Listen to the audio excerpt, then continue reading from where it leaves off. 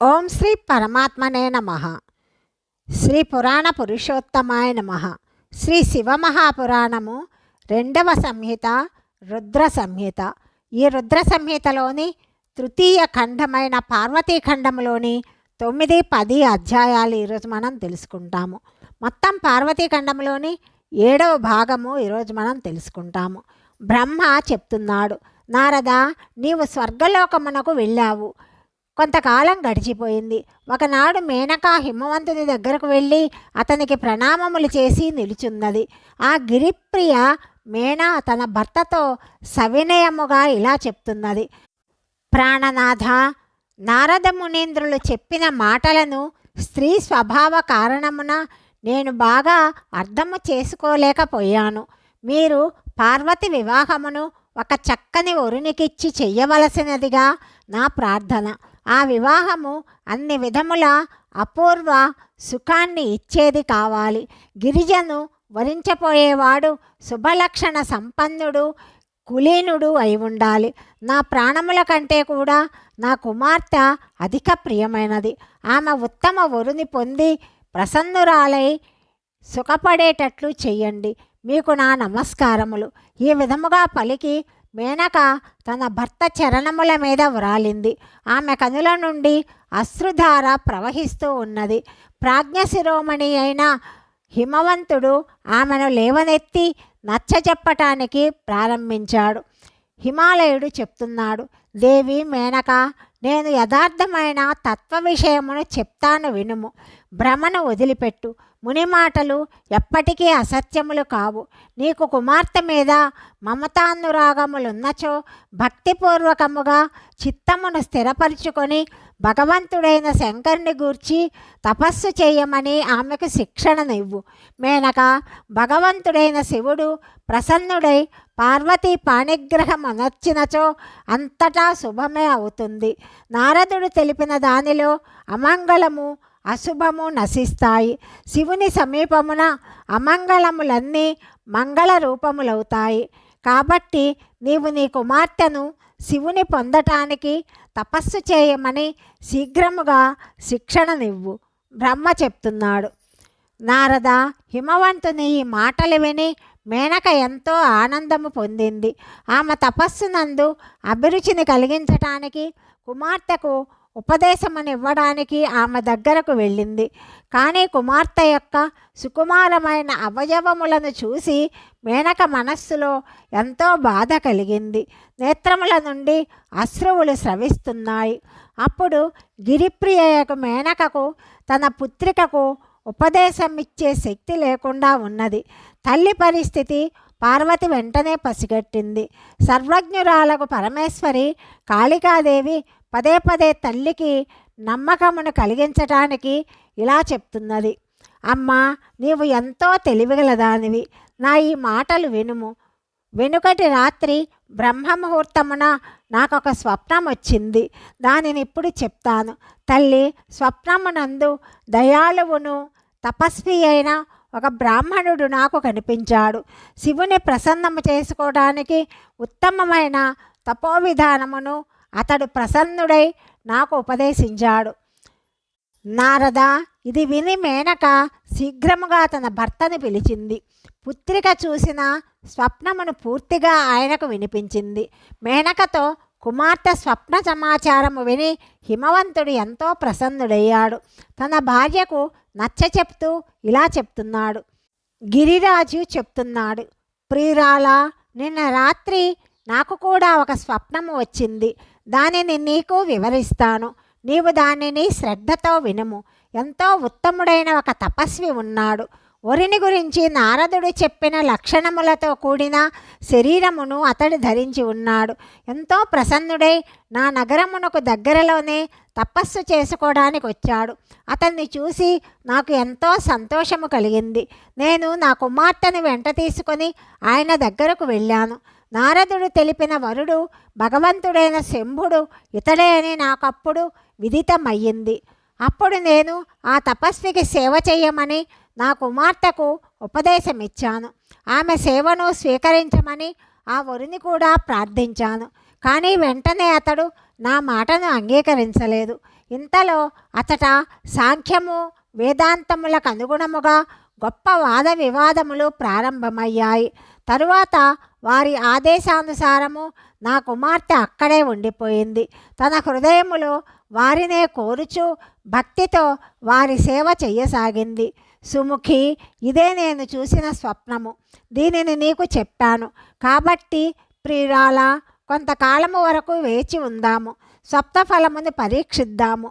అప్పుడిట్లు చేయుటయే సముచితమని తోస్తున్నది. ఇది నిశ్చితమైన నా అభిప్రాయము. బ్రహ్మ చెప్తున్నాడు.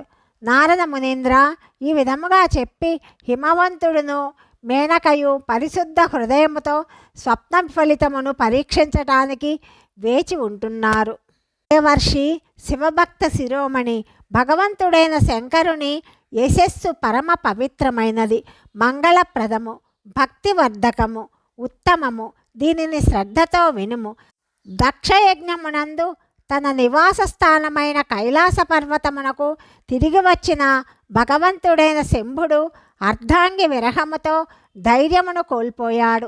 ప్రాణముల కంటే కూడా ఎంతో ప్రియమైన సతీదేవిని హృదయములో చింతింపసాగాడు. తన పార్షదులను పిలిచి సతీదేవి గురించి శోకిస్తూ ఆమె ప్రేమవర్ధక గుణములను ఎంతో ప్రీతితో వర్ణించసాగాడు.